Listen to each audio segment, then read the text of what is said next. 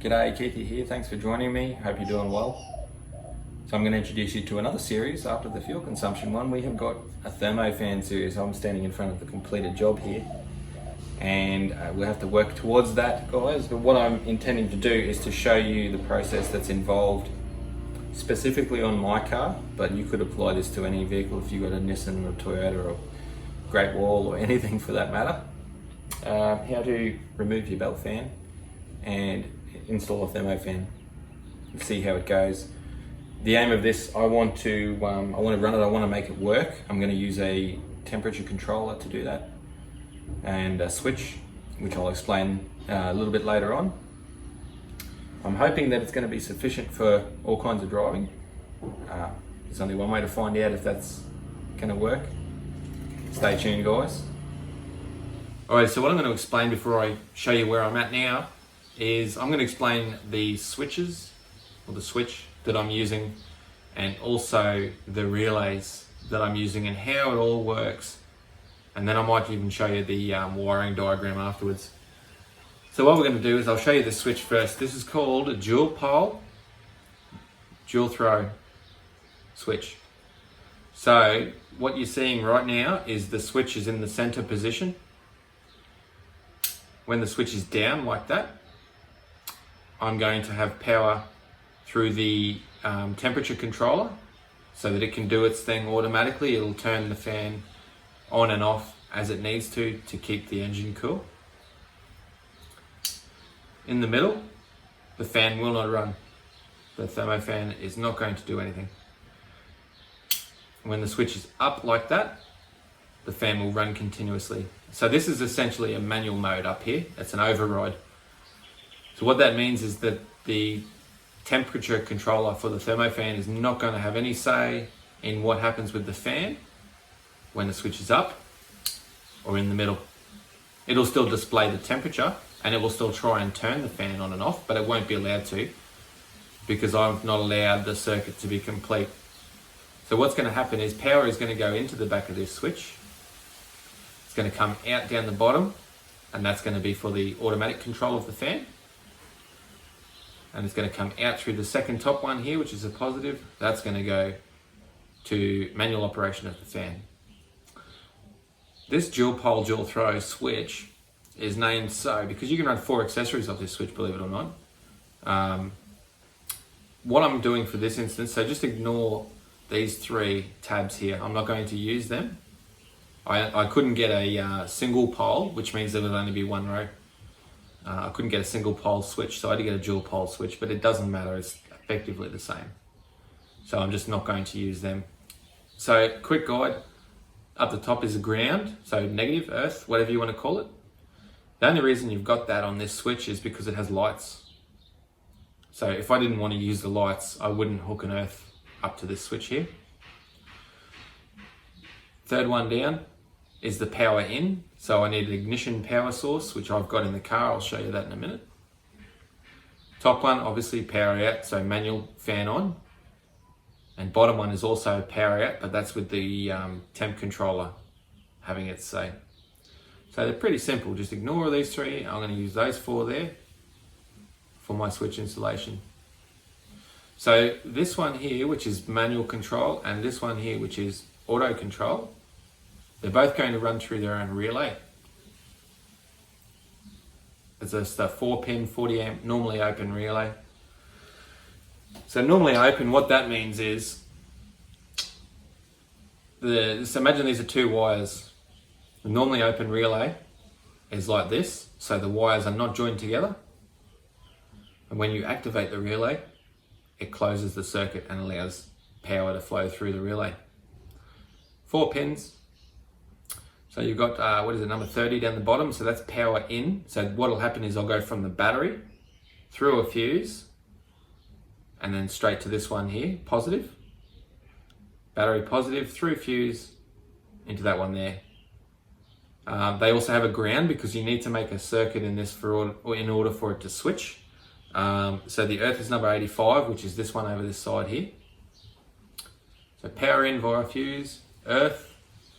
And then the next one we have is the switch control. So from my little switch here, number 86, which is this side one here. So the wire from the switch in the car, which I've run out here, it's going to go to that one. And then this top one here will go to the fan via a fuse and Anderson plug. So I'll have a fuse first, and I'll have my Anderson plug, and then to the fan. So this is how a relay works basically. You get your power in and your earth. This is going to be a very, very thick wire because that fan on startup draws about 30 amps, and it'll settle down to about 20 amps, which is not too much, but you still need the relay to be more powerful than what you're going to be powering. Otherwise you're going to starve at your accessory essentially. So you need these two here, so your switch and your earth, to make a circuit. So essentially when you've always got negative power onto this one here, when you apply power from your switch, it closes a circuit. It does that and allows current to flow between these two here. Pretty simple, very effective. The reason that we run relays and we don't just put all of the power for that fan through this switch is because the fan is draws a lot of current. This switch could probably handle that fan when it's running continuously at 20 amps. I think it's a 20 amp. Yeah, it is. It's a 20 amp switch. But that's not the kind of amperage you want running through your firewall and into the car and then back out again to an accessory like a fan in this case. So what you do is you use low current power to switch the relay, and then what you can do is you can also keep the wires short in the engine bay for your accessories. So your fan, you can make nice thick wires, get good clean current that doesn't have a long way to go, and you don't have any voltage drop or anything else like that. And what I'm going to do now is I'll show you where I'm up to, the rest of the install so far. So I've done a couple of things today. Come on in and have a look. So what we're doing today is I'm planning to install this automotive cooling fan controller. That's this bad boy right here. SAS fan cooling controller. It's really good. It comes with a very detailed set of instructions here.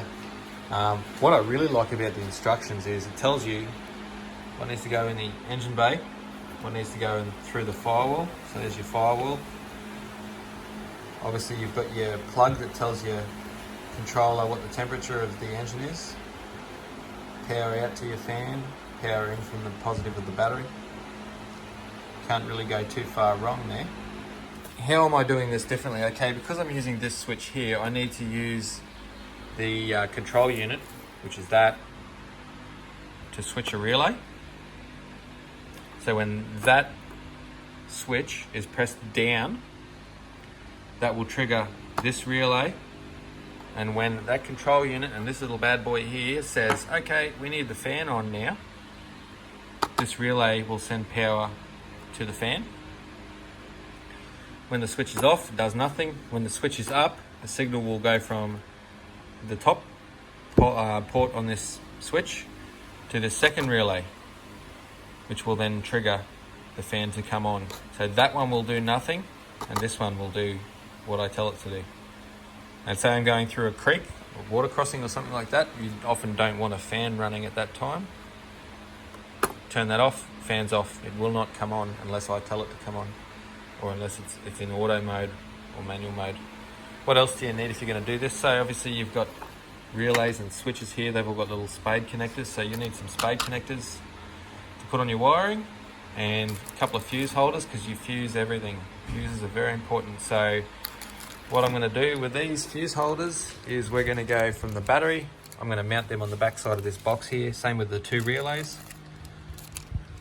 And so power directly from the battery to this, and then that will split to the relays independently. One set of power will go up in with this controller here on the red wire, and will come out. Anyway, the positive off the Thermofan, after both relays, will also have its own fuse. So I've got a fuse pretty much at the battery and a fuse pretty much at the fan. And they're going to be 40 amp fuses because the fan that I'm putting in is the same fan I've got in this ute here. It's a Ford BF big single Thermofan. And that's more than sufficient to cool the ute down. So I figured I'd give it a go in here. what I'm going to do to mount the temp controller, sometimes you can mount them in the head. You can mount them in the radiator itself, the little screw-on attachment you can put through the fins on the radiator. But I'm going to do it differently because the P38's got this little adjuster piece here. I'm going to tap a thread into that and put the sender unit into there so it gets its temperature from that top hose. So it's always going to have water flow, guaranteed, no air bubbles, any of that kind of jazz. It's nice and easy to get to, and because it's got a nice little plug on it, if you have a look here, this one here is what will screw into that top, the T-junction on the top radiator hose. So it's got a plug, so if I ever have to take the radiator hose off or whatever, it's just a matter of unplugging that. How easy is that? So I'm obviously going to put some kind of silicone around the thread on that so that it doesn't leak. It should come up quite good. I'll show you where I'm at so far. So you see all these wires hanging out here. These two black ones here are for the fan controller. Okay, so obviously the big one we've talked about, that's the power. Red one goes from the battery with a fuse straight into the controller, which I've already run through the firewall in this car. This one here is for the temperature switch, which I've also run through because it has a plug on both ends. It was very hard to get through. And what I've done is I've run a couple of extra wires through the firewall. So the two big ones here are going to come from the switch out to each independent relay, so one for each relay, off my little switch that'll be in the car. And this one here, I can give it permanent power to the switch if I want to, so I can run the fan while the vehicle's off. But I'm tossing up whether I'm going to actually use that one or not. Either way, I've run it just in case I decide to use it. I'll go and have a look inside the car now because there's a little bit of it's a mess right now because what I've done is I've had to take the trim panel off in here and the secondary trim and also the side trim over here in order to run the wires to where I want them. So you can see that little OEX in here. That's for the radiator low level switch. I'm going to find a place in here to mount the temp controller unit for the Thermofan. I'll find somewhere. I've also run, these are the three wires that I've run through from the engine bay. This one here is for my handheld, my two-way.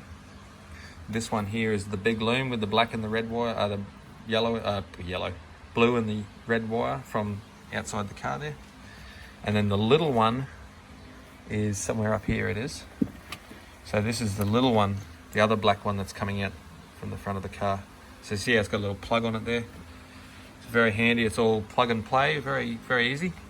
What you might not have that I do up in here, and I've pulled this panel off here as well, guys. So I've already got wires going into here to power this little USB port. And I've got my locker switch here, which lives in there normally. So this is where I'm going to mount the switch for the fans, right next to the locker switch, so they'll both sit there nicely beside this unit. And I'm up here where my old tyre pressure monitoring system was. That's where I'm going to mount the head for the temp controller so I can see what the temperature is. So I'm actually going to drill with a hole saw into the dash here and mount it in there. So it'll be nice and neat up there. Don't mind the dust everywhere. This thing has not been washed in a long time. I'll clean that up. So that's what's going to happen there. I'll mount the unit there. And the whole reason I've got the dash out at the moment and all of this other magic stuff is because it makes it easy to get in there and see what I'm doing. And once I've run the wires, I can give this thing a good dust down and clean up and neaten all the wires. There's a few other wires that the previous owners put in here that are sort of just running all over the shop willy-nilly. I'll clean that up. So it should be really good once it's finished. It looks like a mess at the moment, but it's an organised mess, I promise. And we'll get there. I'll get back to you when I've started putting switches and terminating wires and stuff. So this here, actually, while I've got you here, this little joiner here has got its ignition fed power, so that's positive, that's negative there, and it's fed off the ignition. So that's what I'll tap into for the switch, so that the fan controller comes on with the ignition. I'll show you what it looks like once I've done a little bit more. You can see this is what they look like from behind, these Carling switches. Once I got all the stuff, so that's my locker switch. Very interesting little setups. Once you've done a few of them, you get your head around them. Same with relays. I'll explain the relay a little bit more as I wire it up.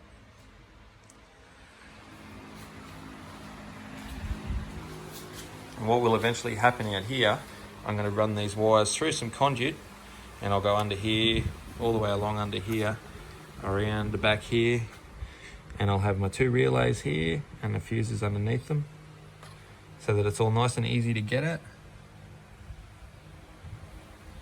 And the fan, obviously that's going to be on an Anderson plug there, so I've got an Anderson plug up here.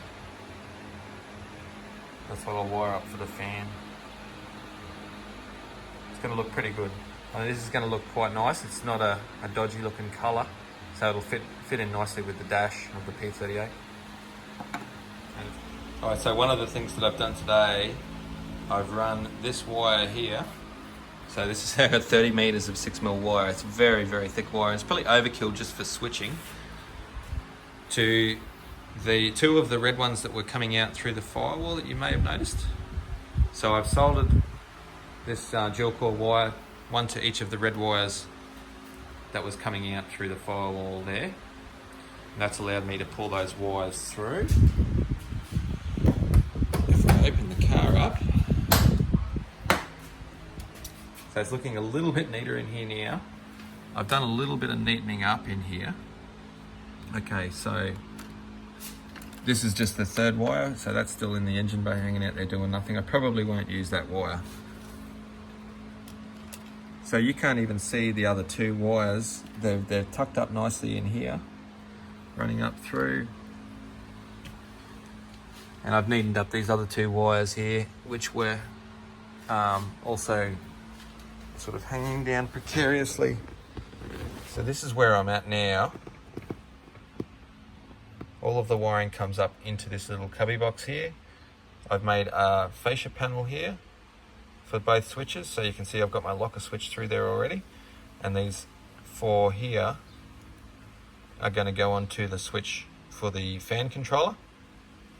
So these 2 red ones you see here, they're going to that dual core wire out in the engine bay that I've just shown you that I've soldered ends on. And then you've got your blue one here, which is power from ignition, and then your black one here, which is my earth. So I'm pretty lucky. I've got an ignition power source right here. There's a few things running off it, but it's fused, and given that this is only for switching, it's not going to draw much current at all. All of these are used for switching, basically. So I've got my blue one here, which is positive ignition, and the black one over here, which is negative ignition. This locker switch is also fed off that same thing. So all I've got left to do now basically is to put the wires onto the back of my switch out there and mount this little fascia that I made up yesterday, and then that's done. I can put the little trim panel back across here, and that side of town will be all finished. I've still got to drill my hole up here for the temp controller little head unit type thing to sit. So that's the next thing that I'm going to do, and then I'm going to run the wire for that. There's a little yellow wire, you probably can't see it, there's a tiny little yellow wire in here. That is going to the temp controller, which is mounted up under here. Alright, I don't know if you can see that. Okay, it's a bit hard to see there, but that is the control unit for the temp controller for the thermofans. So this wire is going out into the engine bay. That's the one that reads the temperature from the little probe. This one here is basically power, so it's ignition power, just basically to turn it on and make it start reading the temperature. And the one in the middle that you're not seeing there, it will go up to that fascia panel, a little head unity looking thing. So that's pretty cool. And there's one more thing I've got to do in here. This is for my tyre pressure monitoring system. I'm going to cut that open and run that up to here and just wire that in with all of this stuff in here too. Basically, just a nice little project to neaten everything up, and then once it's all together you'll see the finished product. It'll look very neat up there. You won't see any of these wires, they'll all be hidden before I put the fascia panel back on. They're all just exposed just to make it easier to work out here at the moment. So it's very lovely, it's very neat, and I've just taken a little bit extra time to try and neaten up some of the wiring that's all in here. It's kind of a bit of a mess at the moment, but at least it's an organised mess now. I've got everything sort of looming. So I've got this one you see here, that's the trailer brake controller, so that one I'm leaving on there. That just goes up when that panel slides back up, goes back up. This is that little switch I just showed you before. This is the earth, the one with the red end on it. That's the earth for that little temp controller up there, wherever my finger is there. And then yeah, I've got my two-way radio connection there. And what I'll do too is I'll pull the rest of this cable here back into the engine bay. So this is the power from the temp controller that will go to the fan. Well, it'll go to the relay in this case. So it's all very clever stuff. It's going to be very interesting to see how it goes. So I'm looking very forward to it.